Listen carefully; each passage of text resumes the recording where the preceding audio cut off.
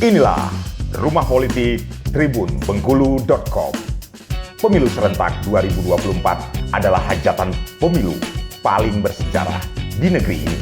Untuk itu, kami tribunbengkulu.com meluncurkan program Rumah Politik sebagai wadah bagi masyarakat, penyelenggara, bahkan politisi untuk bersuara lebih banyak tapi lebih bermutu.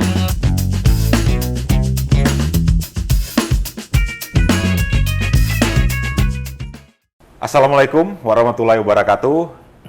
Halo, apa kabarnya Tribuners? Berjumpa lagi dengan saya Prawira Maulana dari tribunbengkulu.com. Tribuners masih dalam rangkaian agenda pre-launching dari program Rumah Politik. Saat ini tribunbengkulu.com berkunjung ke kantor Komisi Pemilihan Umum Provinsi Bengkulu.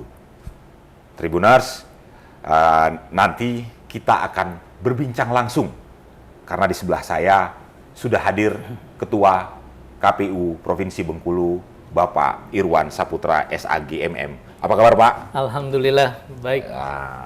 Terima kasih Pak Irwan, kita sudah disambut nih di kantor KPU Provinsi Bengkulu. Ya, sama-sama. Tadi Pak Irwan, saya dalam waktu dekat tribunbengkulu.com akan meluncurkan program Rumah Politik. Rumah Politik ini adalah semacam kanal atau rubrikasi yang dihadirkan khusus untuk menyambut agenda besar kita nih, agenda bangsa yang sangat akbar, yakni pemilu 2024. Sangat spesial karena memang tahapannya sudah kalau saya tidak salah tanggal 14 Juni lalu sudah mulai di launching, Pak Ketua. Nah, kita ingin tahu nih sebenarnya dinamika lantas perkembangan terbaru, dan kita juga ingin tahu nih isu-isu ataupun perkara dan masalah apa yang kerap terjadi di Bengkulu, Pak Ketua. Pertama, saya ingin, ini banyak ditanyakan masyarakat. KPU Provinsi Bengkulu akan berakhir masa periode 2023. Dari keperiodaan Pak Irwan 2018 ke 2023. Sementara tahapan pemilu sudah dimulai kemarin. Lantas di tengah jalan pada saat tahapan ke masa periode jabatan berakhir. Ini bagaimana Pak Ketua? Ambil oper proses peralihannya ini agar bisa tetap berjalan smooth, ini seperti apa Pak Ketua?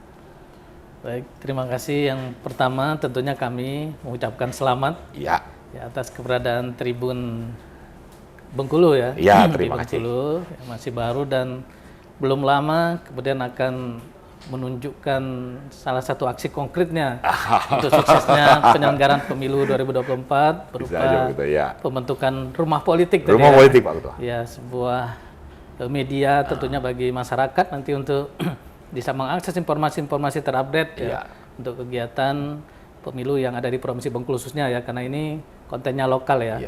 Itu yang pertama. Yang kedua, betul ya bahwa tahapan penyelenggaraan pemilu tahun 2024 sudah diluncurkan secara resmi oleh KPU Republik Indonesia pada tanggal 14 Juni 2022 yang lalu, sebagaimana amanah undang-undang bahwa tahapan pemilu itu paling lambat dimulai 20 bulan sebelum hari pemungutan suara. Maka pemungutan suara yang akan dilaksanakan di 14 Februari 2024, hitung mundurnya, hitung mundurnya 20 bulan di 14 Juni tahun 2022 yang lalu.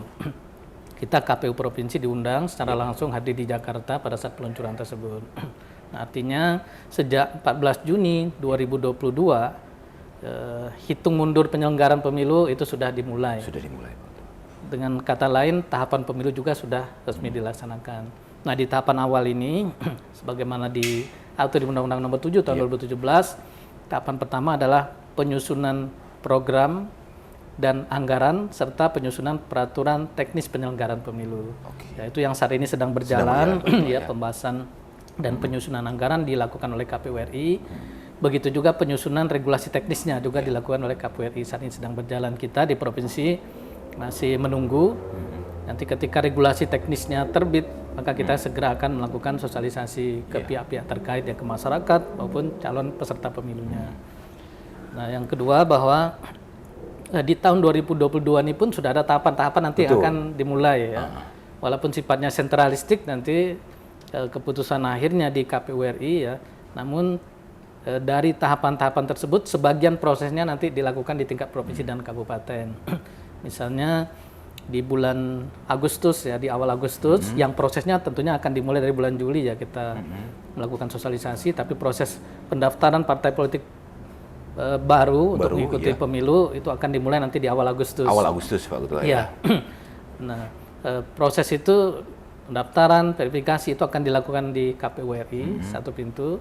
Namun nanti untuk beberapa kegiatan yang merupakan bagian dari proses verifikasi itu akan dilakukan di tingkat provinsi dan kabupaten, yaitu berupa verifikasi faktual, baik kepengurusannya, kemudian keberadaan tempat atau kantor, dan yang terakhir adalah verifikasi keanggotaannya. Ya, karena syarat sebuah partai politik bisa menjadi peserta pemilu, partai politik baru ya. Karena dalam putusan MK ya, yang dilakukan verifikasi faktual itu hanya partai politik yang tidak memiliki kursi di parlemen. Betul. Ya, partai-partai yang ada kursi di parlemen saat ini itu hanya mengikuti verifikasi administrasi saja. Ya, tentunya nanti akan dilakukan di KPU RI. Yang tidak ada kursi dan yang baru ini yang baru, tentunya atau partai politik yang baru. Nah, sudah ada beberapa memang yang sudah mendapatkan badan hukum di Kemenkumham yang baru ya. Begitu juga partai lama yang belum mendapatkan kursi juga punya hak untuk mengikuti pemilu. Nah, persyaratannya tadi adalah kepengurusan itu ada untuk provinsi di 100% provinsi. 100%? Ya, untuk di kabupaten itu di minimal 75% kabupaten kota di seluruh Indonesia. Dan di kecamatan minimal 50% kecamatan dalam kabupaten tersebut. Ya. Dalam kabupaten tersebut ya, Pak Ketua. Ya. Nah, oleh karena itu terkait dengan tiga hal ini harus dilakukan faktual. Faktual terhadap ketiga hal tadilah yang nanti akan dilakukan oleh KPU provinsi dan kabupaten kota. Nah, itu yang dalam waktu dekat. Setelah itu nanti baru akan dilakukan proses pencalonan ya. Pencalonannya setelah peserta pemilunya, partai politiknya ditetapkan, baru proses pencalonnya akan dilakukan nanti di tahun 2023. 2023 ya, baru nanti penyerahan daftar calonnya ya. Setelah resmi di Desember, 14 Desember nanti akan ditetapkan berdasarkan hasil verifikasi kita. Partai mana saja nanti yang akan ditetapkan sebagai peserta pemilu. Nah, itu akan dilakukan nanti di 14 Desember. 14 Desember 2022 ini. Ya. Nah, sehingga di tahun depan, di bulan April, yaitu mereka sudah bisa untuk menyerahkan daftar calonnya ke KPU. Itu tahapan yang nanti dalam waktu dekat kita lakukan. Di tahun 2022 juga kita nanti akan melakukan pemutahiran daftar pemilih. Ya juga dimulai dari 18 bulan sebelum hari pemungutan suara, artinya di bulan Oktober itu pemerintah sudah harus menyerahkan data kependudukan ke KPU. Data kependudukan itu nanti akan kita gunakan yang pertama untuk menyusun daerah pemilihan, kemudian yang kedua adalah sebagai bahan pemutahiran daftar pemilih berupa DP4, daftar penduduk potensial pemilih pemilu. Nah, data itu akan diserahkan pemerintah nanti pada bulan Oktober. Kemudian pada bulan Desember nanti sudah menjadi DP4 ya, untuk bahan dilakukan coklit di lapangan, sehingga hasil coklit ini menjadi daftar pemilih sementara nantinya, itu prosesnya. Nah, juga pembentukan daerah pemilihan ya berdasarkan data penduduk tadi, KPU akan melihat ya untuk di tingkat kabupaten kota apakah ada daerah pemilihan itu yang mengalami perubahan diakibatkan dengan bertambahnya jumlah penduduk misalnya. Karena satu daerah pemilihan di kabupaten itu kursinya dibatasi paling banyak 12 dan paling sedikit 3. Ketika ada penambahan jumlah penduduk, sehingga kursinya melebihi 12, maka harus ditata ulang. Ya, harus ditata ulang kursinya. Nah, tidak boleh kurang dari 3 dan tidak boleh lebih dari 12 kursi dalam satu daerah pemilihan di kabupaten kota. Ya, nah, itu nanti akan dilihat berdasarkan data agregat kependudukan yang disampaikan oleh pemerintah tersebut. Ya. Ketika terjadi perubahan, maka itu akan ditata. Untuk daerah pemilihan di tingkat pusat dan provinsi, sebagaimana diatur di undang-undang, maka itu sudah tidak ada lagi perubahan. Karena sudah tertera di dalam undang-undang dan merupakan bagian yang tidak terpisahkan dari undang-undang. Dia merupakan lampiran undang-undang. Artinya untuk daerah pemilihan anggota DPR, daerah pemilihan anggota DPD provinsi itu sudah ada di dalam undang-undang. Jadi tidak lagi dilakukan penataan kembali. Ya, dia sudah mengikuti apa yang sudah ditetapkan di undang-undang. Karena kita tidak melakukan revisi undang-undang ya. Walaupun ada kemungkinan misalnya tambahan ya dengan adanya provinsi baru di Papua misalnya. Ya, tentunya ada potensi perubahan daerah pemilihan. Maka nanti mekanismenya KPU RI yang akan mengatur seperti apa ya dengan tidak adanya revisi undang-undang saat ini. Sehingga potensi perubahan daerah pemilihan itu hanya ada di kabupaten kota. Salah satunya disebabkan karena penambahan jumlah penduduk tadi, sehingga kursinya melebihi kursi batasan yang sudah diatur dalam undang-undang. Ya begitu juga tahapan selanjutnya nanti akan dilakukan sampai pemungutan suara di tanggal 14 Februari 2024. Nah betul memang disampaikan tadi bahwa di tengah tahapan yang sedang berjalan akan dilakukan rekrutmen nanti untuk anggota KPU provinsi dan anggota KPU kabupaten kota. Karena akhir masa jabatan anggota KPU provinsi dan kabupaten kota ini bervariasi. Bervariasi Pak Ketua ya. Iya, untuk gelombang pertama termasuk Bengkulu ya. Ada di beberapa provinsi akan berakhir nanti di bulan Mei tahun 2023. Mei 2023. Ya. Nah, di provinsi lain ada yang bulan-bulan berikutnya bahkan ada yang mendekati hari pemungutan suara. Jadi sangat bervariasi, ada beberapa gelombang. Bengkulu masuk di gelombang pertama. Dan proses seleksinya akan dilakukan 6 bulan sebelum proses habisnya masa jabatan anggota KPU tersebut. Sehingga tim seleksi akan dibentuk paling lambat 4 bulan ya, tapi biasanya 6 bulan sebelumnya itu KPU RI sudah membentuk tim seleksinya. Nah, memang pasti ada pengaruh, pasti berpengaruh ya. Kenapa? Karena proses rekrutmen itu tidak menutup kemungkinan akan ada existing yang ikut ya, artinya mereka yang saat ini sedang menjabat sebagai penyelenggara mungkin akan mengikuti kembali seleksi. Pasti ada pengaruh ya, tidak bisa ditutupi. Namun ini sudah diantisipasi ya oleh KPU, apalagi karena proses seleksi ini dengan Undang-Undang Nomor 7 2017 itu dilakukan secara sentralistik ya, terpusat. Dari mulai pembentukan tim seleksinya sampai nanti pelantikannya pun dilakukan oleh KPU RI satu pintu.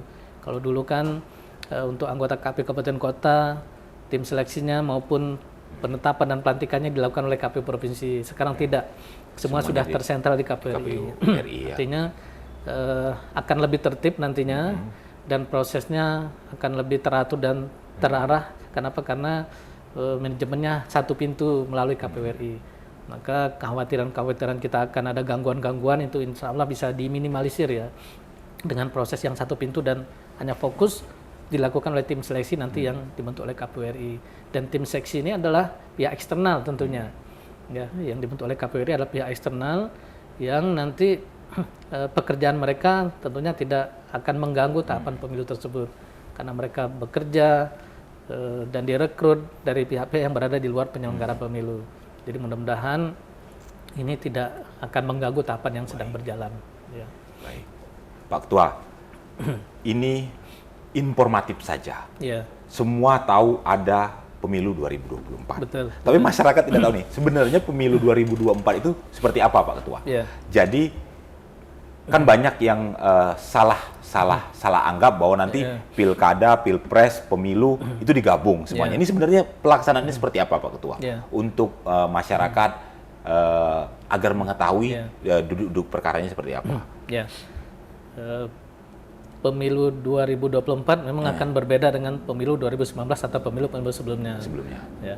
Walaupun yang namanya pemilu serentak itu sudah pernah diterapkan di tahun 2019. Ya, pemilu serentak yang dimaksud adalah serentaknya penyelenggaraan pemilu untuk legislatif dengan pemilu presiden dan wakil presiden. Itu baru pertama kali dan untuk pertama kali dilakukan di pemilu 2019. Yang sebelumnya terpisah ya. Pemilu legislatif, pemilu anggota DPR, DPD dan DPRD terpisah ya, karena dia lebih dulu dilakukan, setelah itu baru dilakukan pemilu presiden dan wakil presiden. Nah, untuk di tahun 2024 ya, pembedanya adalah di tahun yang sama, di tahun 2024 juga akan diselenggarakan pemilihan kepala daerah. Ya. Bukan hanya tapi bukan di hari yang sama ya Pak ya? Betul. ya bukan hanya di tahun yang sama, walaupun di hari yang berbeda. Pemilu legislatif dan pilpres akan dilakukan di bulan Februari, 14 Februari. Untuk pemilu atau pemilihan kepala daerah, itu tahapannya memang belum ditetapkan, tapi undang-undang sudah mengatur penyelenggarannya di bulan November tahun 2024 tersebut. Artinya ada jeda sekitar 8 bulan dari penyelenggaran hari H penyelenggaran pemilu nasional dengan pemilihan kepala daerah. Ya. Itu pun baru pertama kali. Biasanya dengan penyelenggaraan pilkada yang selama ini itu dilakukan secara bergelombang. Ya, bergelombang dari mulai 2015, ada di 2017, 2018 dan terakhir di 2020. Nah, nanti selain di tahun yang sama, penyelenggaraan pemilihan kepala daerah baru pertama kali itu dilakukan dalam satu waktu yang sama. Untuk pemilihan gubernur, bupati dan wali kota seluruh Indonesia. Yang sebelumnya bergelombang. Ya dari 2015, 5 tahunnya kan di 2020. 2017 harusnya di 2022, tapi disatukan semua di 2024. Begitu juga yang 2018. Ditiadakan, nanti dilakukan di tahun 2002. Ya, harusnya 2023, maka disatukan di 2024. Nah, hanya yang 2015 ada penyelenggaranya di 2020 ya. Tetapi nanti di 2024 akan dilakukan pemilihan kembali. Artinya masa jabatannya tidak sampai 5 tahun. Nah, pertama kali baru akan dilakukan di satu hari yang sama untuk penyelenggaraan pemilihan kepala daerah di seluruh provinsi di Indonesia. Nah, itu ya, jadi pembedaannya. Ya. Dan tentunya karena di tahun yang sama, maka akan ada tahapan yang beririsan. Akan ada irisan tahapan. Ya, itu dia catatannya. Jadi begini, masyarakat kan, begitu pilkada serentak, pemilu serentak, pemilu legislatif dan presiden disatukan, tapi pilkada tidak disatukan di hari yang berbeda. Kan masyarakat pikir, B aja, biasa aja. Artinya tugas KPU nggak berat-berat amat. Betul Pak, tidak berat-berat amat. Artinya kan tadi Bapak sempat bilang ada yang beririsan. Nah, di mana Pak letak spesialnya dan beratnya tugas di pemilu serentak 2024 ini tadi? Yang pertama, undang-undang sudah mengatur bahwa tahapan pemilihan kepala daerah itu paling lambat dimulai 8 bulan sebelum hari pemungutan suara. Artinya hitung mundur 8 bulan itu sekitar bulan Maret ya. Bulan Maret berarti bakal di launching ya Pak ya, tahapannya, tahapan dimulai. Sementara di bulan Maret itu tahapan pemilu kita kan belum selesai. Pemungutan suaranya dilakukan di tanggal 14 Februari. Tetapi jangan lupa setelah itu masih ada tahapan-tahapan lain. Ada rekapitulasi yang berjenjang. Sampai kepada penetapan nasional itu biasanya membutuhkan waktu sampai 1 bulan ya kalau selama ini itu akan sampai 1 bulan. Nah, sekarang detail tahapannya memang belum, tapi nanti akan ada rincian tahapan. Tapi yang hampir dipastikan bahwa rekapitulasi berjenjang itu tetap akan dilakukan. Nah, yang kedua bahwa hasil ya atau siapa nanti yang bisa mencalonkan kepala daerah. Itu menunggu hasil pemilu ini ditetapkan. Artinya tidak boleh ada keterlambatan tahapan ya. Misalnya karena ada sengketa yang selama dikhawatirkan sengketa di Mahkamah Konstitusi bisa berujung kepada adanya pemungutan suara ulang ya, bahkan ya pengalaman kita kemarin di pilkada banyak sekali PSU. Di pemilu juga ada PSU pemungutan suara ulang. Dan itu membutuhkan waktu yang cukup lama karena ada konsekuensi pembiayaan di sana dan penyiapan logistik dan lain-lain. Maka harus menunggu ya ketika ada sengketa hasil pemilu belum bisa ditetapkan, maka tahapan pilkada pun belum bisa dilakukan prosesnya karena masih menunggu hasil pemilu. Oleh karena itu karena tahapannya akan menunggu ya tahapan pilkada ini hasil pemilu, maka tidak boleh ada keterlambatan tahapan pemilu. Ini menjadi sebuah tantangan bagi penyelenggara pemilu bagaimana mendesain tahapannya nanti dengan konsekuensi-konsekuensi ya tertentu sehingga ketika pemilu selesai tahapannya bisa ditetapkan tepat waktu, proses pencalonan kepala daerah juga bisa dilakukan tepat waktu. Kemudian ada beberapa tahapan yang beririsan di tengah rekapitulasi yang sedang berjalan, penetapan berjenjang yang akan dilakukan, KPU sudah memulai tahapan pemilihan kepala daerah di tahapan-tahapan awal. Misalnya nanti ada calon perseorangan. Sementara pemilu sebelumnya belum selesai juga pekerjaannya. Iya, belum selesai dalam kondisi normal. Ataupun ketika ada masalah case tadi ya Pak ya. Iya, ada sengketa maupun putusan hasil sengketa tersebut ya bisa berbagai macam ya, berbagai macam nanti hasil putusan yang dilakukan oleh Mahkamah Konstitusi. Ya. Nah itu yang kemudian akan memberikan tentunya beban berlebih bagi penyelenggara pemilu. Ya. Artinya bukan hal yang biasa saja Tribuners. Walaupun tidak bersamaan, tapi ada hal-hal yang beririsan. Itulah yang membuat agenda pemilu serentak kali ini 2024 ini lebih baik, lebih gempita, tapi juga lebih berat. Betul. Lebih berat nggak, Pak? Ya tantangannya ya, artinya ya ada tantangan yang lebih berat yang selama ini belum pernah dilakukan oleh KPU. Selama ini kita ketika ada sengketa di Mahkamah Konstitusi kita cair saja, ikuti saja ya. Harus beberapa kali pemungutan suara ulang pun itu tidak ada sesuatu yang dikhawatirkan. Karena tahapan untuk pemilihan kepala daerahnya nanti ada space waktu yang cukup.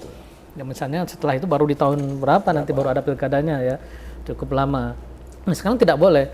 Maka KPU dan Bawaslu ya kemarin dengan DPR pun harus menyepakati ya berapa waktu maksimal penyelesaian sengketa di Bawaslu misalnya ya. Kemarin kita dengar sudah ada beberapa kesepakatan. Kemudian KPU mendatangi Mahkamah Agung untuk memastikan ketika ada sengketa di Mahkamah Agung juga harus dibatasi waktunya. Begitu juga dengan Mahkamah Konstitusi ya, walaupun belum terdengar seperti apa jalan keluarnya, tapi ini juga harus dibicarakan dan didesain dari awal. Jangan sampai proses sengketa ini membuat tahapan pemilu menjadi molor dan mengganggu tahapan pilkada yang tidak bisa ditawar-tawar lagi tahapan ini karena sudah ditetapkan nantinya ya pemilu serentak ini. Jika jadi diselenggarakan serentak, maka tidak bisa ditawar-tawar ya, dan hasil pemilu itulah jadi menjadi dasar partai politik untuk mencalonkan kepala daerah. Maka tidak mungkin dan tidak bisa dilakukan di hari yang sama. Karena belum ada ketetapan mengenai partai politik mana nanti dan yang perolehan suaranya berapa untuk mengusung ya. Betul, yang mengusung. Makanya harus menunggu hasil pemilu terlebih dahulu baru pilkada itu bisa diselenggarakan.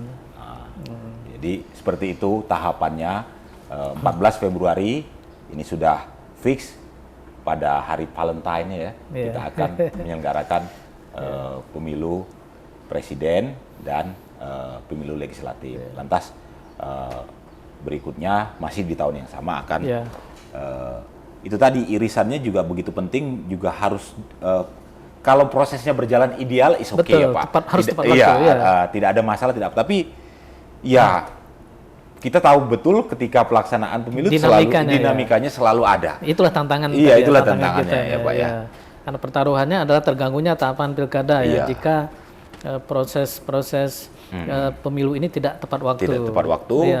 Sehingga ya ini siapa nih yang berhak mengusung calon misalnya seperti itu. Karena prosesnya belum selesai seperti itu ya Pak. Betul. Baik.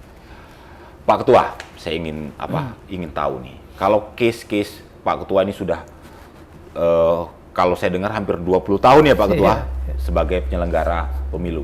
Sejak selesai kuliah mungkin ya Pak Ketua seperti itu. Nah, mungkin Pak Ketua pasti tahu betul karakteristik hal yang paling sering jadi permasalahan atau jadi isu dalam penyelenggaraan pemilu di Bengkulu ini Pak Ketua.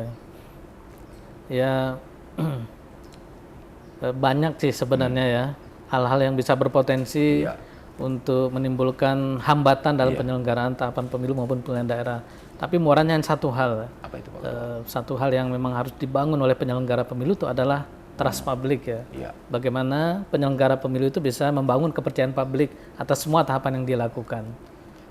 Itulah kunci dan tantangan yang harus bisa diwujudkan oleh penyelenggara pemilu. Dan pengalaman kami selaku penyelenggara pemilu selama ini ya, ketika kita sudah bisa mendapatkan trust publik, kepercayaan publik, maka masalah-masalah yang biasanya muncul itu bisa selesai ataupun kalau dia besar bisa dieliminir ya. Kita berpengalaman melakukan dan menyelesaikan persoalan-persoalan besar ya, yang kalau tidak ditangani dengan baik itu bisa menimbulkan risiko yang besar.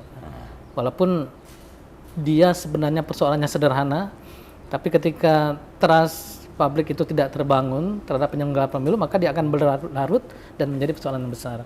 Nah, trust publik itu nanti akan terwujud ya dalam perilaku penyelenggara pemilu akan muncul itu ketika penyelenggara pemilunya bisa menunjukkan perilaku tertentu. Nah, perilaku tersebut diantaranya adalah profesionalitas, kemudian integritas, dan keterbukaan atau transparansi. 3 hal itu yang harus mampu diwujudkan sehingga trust publik itu bisa didapatkan. Penyelenggara pemilu wajib menunjukkan sikap profesionalitasnya, profesionalismenya, kemudian integritasnya, dan terakhir ada keterbukaan atau transparansi. Ketika 3 hal itu tidak bisa diwujudkan, maka akan sulit bisa meraih kepercayaan publik untuk penyelenggaraan pemilu. Maka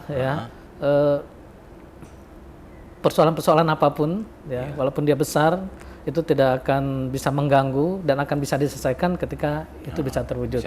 Ya, misalnya terkait dengan yang pasti ya pada saat pemungutan dan penghitungan suara dilakukan. Ini kan menjadi sangat rawan karena untuk mengetahui hasil pemilu itu membutuhkan waktu yang cukup lama, bisa 10 hari lebih ya orang bisa mengetahui siapa sebenarnya pemenang pemilu. Dalam baik pemilu legislatif, pilpres. Ya. Kenapa? Karena rekapitulasinya itu diatur masih dilakukan secara manual dan berjenjang. Dari mulai di TPS dihitung hasil pemungutan suaranya, nanti akan dilakukan rekapitulasi di kecamatan. Dulu pernah ada rekapitulasi di tingkat desa dan kelurahan. Ya, sudah dihapus, langsung rekapitulasi dilakukan di tingkat kecamatan. Setelah itu akan ada rekapitulasi di tingkat kabupaten. Dan terakhir rekapitulasi nasional, dan disitulah dilakukan penetapan pemilu. Bayangkan, ada space waktu yang cukup panjang ya. Dan segala sesuatunya bisa saja terjadi.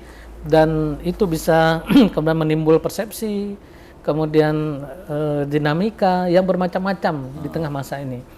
Ketika trust publik tidak bisa didapatkan, maka kecurigaan itu akan muncul dan itu akan bermuara kepada adanya aksi-aksi protes kemudian gejolak pada saat rekapitulasi berjenjang dilakukan, terutama yang rawan itu adalah rekapitulasi di kecamatan dan kabupaten.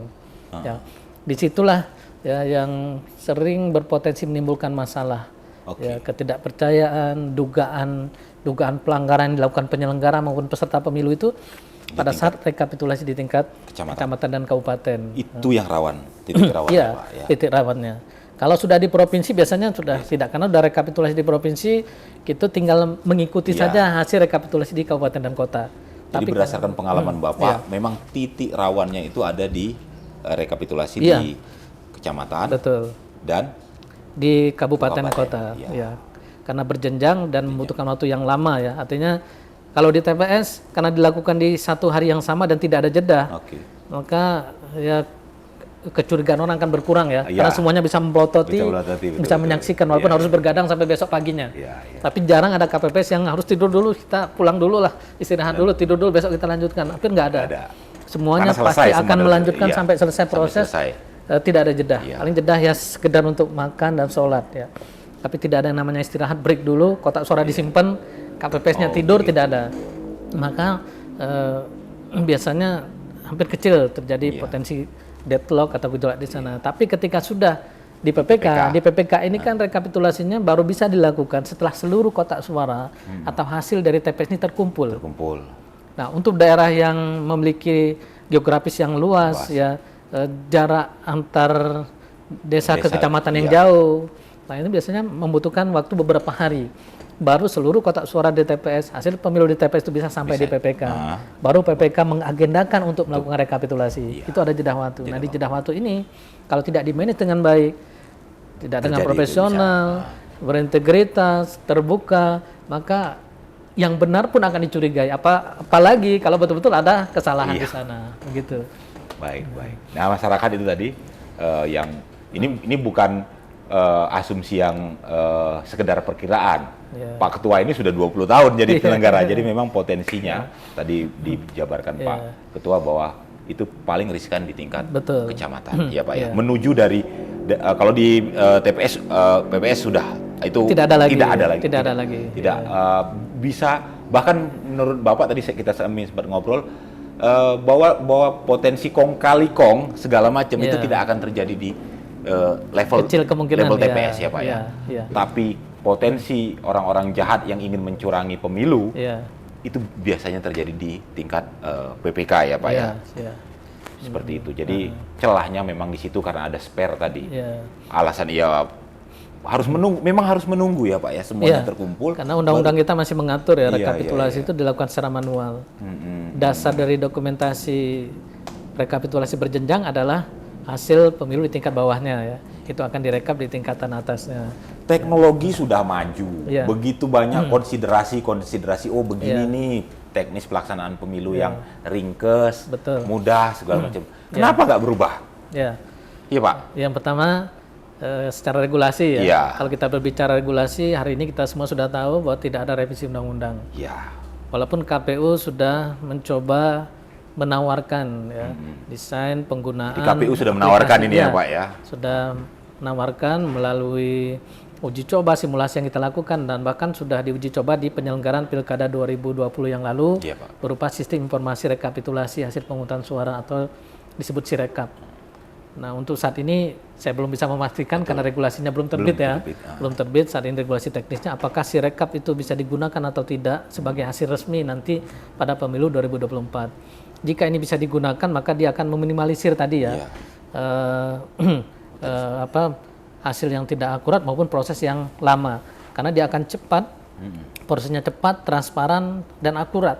Karena nanti menggunakan teknologi informasi yang akan memindahkan angka-angka itu ke dalam sebuah rekapitulasi yang dilakukan secara elektronik. Artinya potensi dia error itu kecil kemungkinan. Hasil uji coba kita di Pilkada 2020 sangat presisi hasilnya. Ya. Sudah diuji coba dulu 2020. Iya. Sangat presisi. Iya, karena secara formal memang dia tidak digunakan sebagai hasil resmi, tapi faktanya dia dijadikan rujukan. Belakangan jadi rujukan juga. Jadi rujukan, karena hasilnya presisi betul ya. Ketika ada perbedaan dengan hasil manual, Bisa maka kita kita pastikan bahwa yang kesalahan itu ada di manual. Ada di manual. Bukan pada yang kita uji coba tadi. Ya, itu tadi ketika berjenjang ya. Bisa jadi karena udah kecapean penyelenggara pemilunya, kemudian karena beban kerja yang tinggi, dan dokumen-dokumen yang harus mereka isi banyak. Iya, betul. Maka ada itulah di antara repotannya itu ya, dokumen banyak dan harus diisi dengan tinta basah, artinya ditulis langsung oleh KPPS kita yang hanya 7 orang. 7 orang dan tidak semuanya bisa menulis ya, ada yang bertugas lain ya. Sehingga potensi terjadi human error itu lebih tinggi. Iya, lebih tinggi ketika dilakukan secara manual.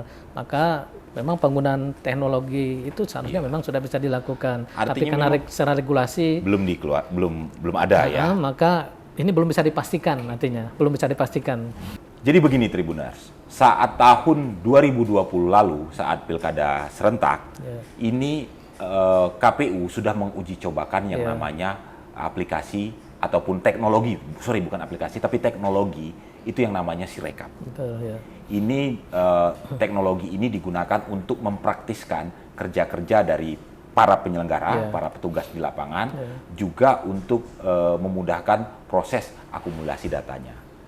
Nah, harapannya setelah diuji coba pada tahun 2020 lalu, ini bisa dipraktekkan pada tahun 2024. Tapi ternyata teknologi tersebut sampai saat ini, kalau saya salah itu belum bisa digunakan karena regulasi pada pemilu serentak 2024 nanti ini masih menggunakan regulasi lama yang namanya Undang-Undang Nomor 7 Tahun 2017. Sementara di konsiderasi di Undang-Undang tahun Nomor 7 tahun 2017 tadi itu memang proses pemilihan pemilu itu ada katanya itu harus diselenggarakan secara manual dan berjenjang. Manual dan berjenjang.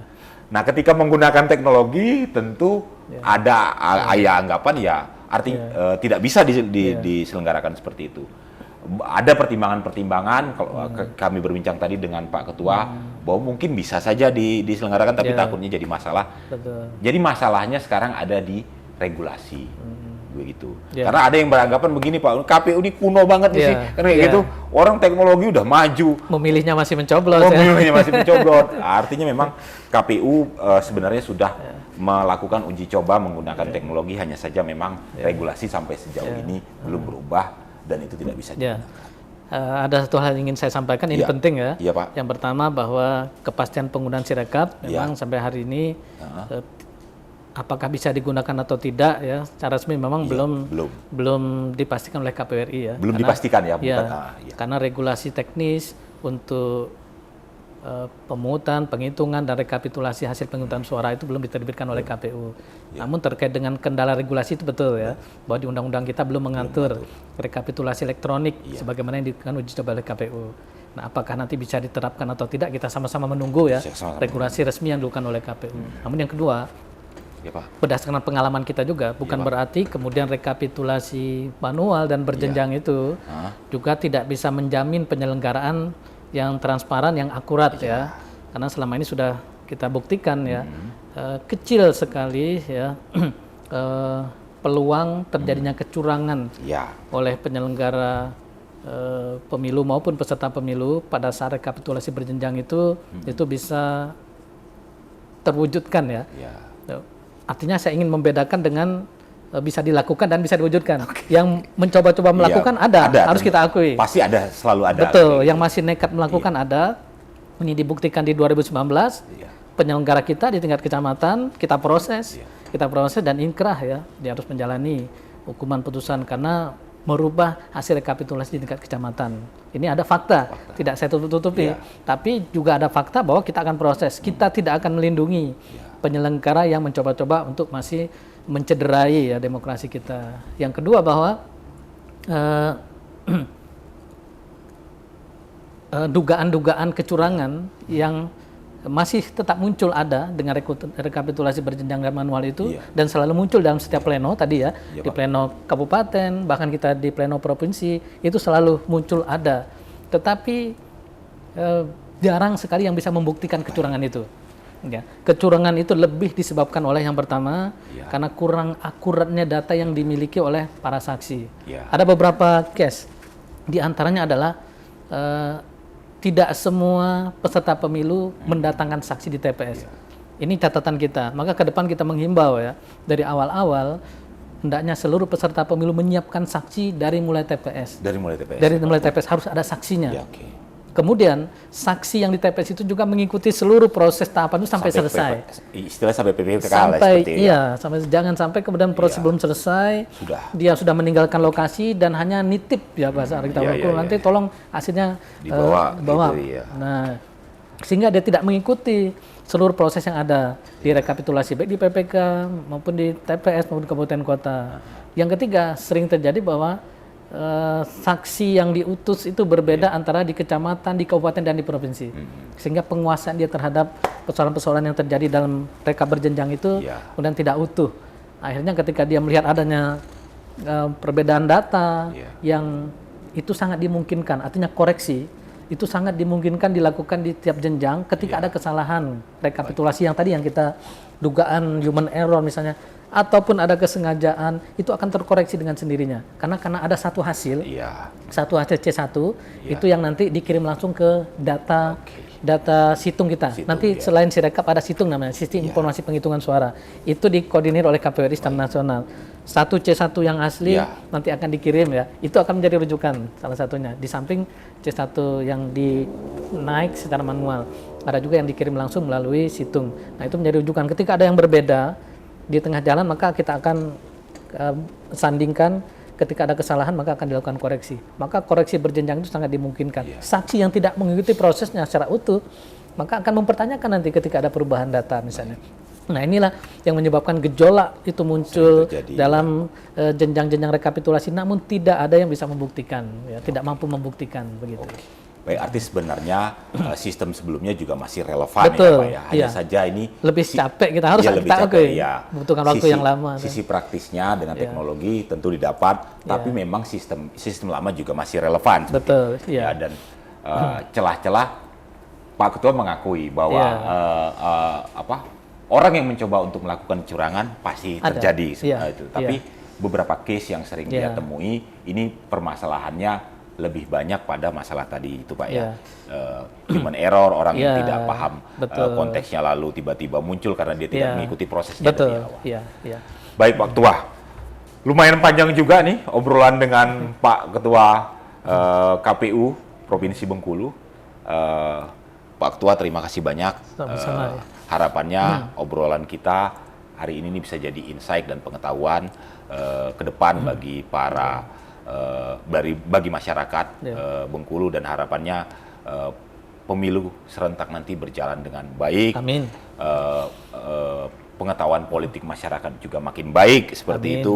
ya. Dan hal-hal yang traumatis yang terjadi pada pemilu-pemilu sebelumnya, ya kan banyak orang yang traumatis loh Pak terhadap pemilu, dan itu bisa hilang seperti itu. Angka partisipasi juga makin baik seperti itu. Itu Pak, mungkin ada pesan-pesan Pak? Ya, satu saja ya untuk di awal-awal tahapan ini ya. Kami ingin semua pihak ikut berpartisipasi dalam penyelenggaraan pemilu. Jadi partisipasi itu tidak berarti hanya pemilih menggunakan hak pilihnya di TPS, tapi partisipasi masyarakat itu pada semua tahapan. Dan untuk berpartisipasi dalam setiap peran. Ada yang berperan nanti sebagai pemilih, ada pemilih yang mungkin akan berperan sebagai peserta pemilu, ya, yang memenuhi syarat. Ya. Kemudian ada juga pemilih yang ingin berperan sebagai penyelenggara pemilu. Tadi sudah kita singgung, dalam waktu dekat akan ada seleksi penyelenggara pemilu. Dimulai dari tingkat provinsi, nanti di kabupaten, di kecamatan, di desa, ya di PPS, bahkan di KPPS nanti yang jumlahnya cukup besar. Ini ada kegiatan padat karya ini ya, yang cukup besar. Masyarakat bisa berpartisipasi aktif. Dan juga ada partisipasi yang tidak kalah pentingnya, adalah partisipasi masyarakat untuk menyemarakkan, mensukseskan, mensosialisasikan penyelenggaraan pemilu ini, termasuk teman-teman media.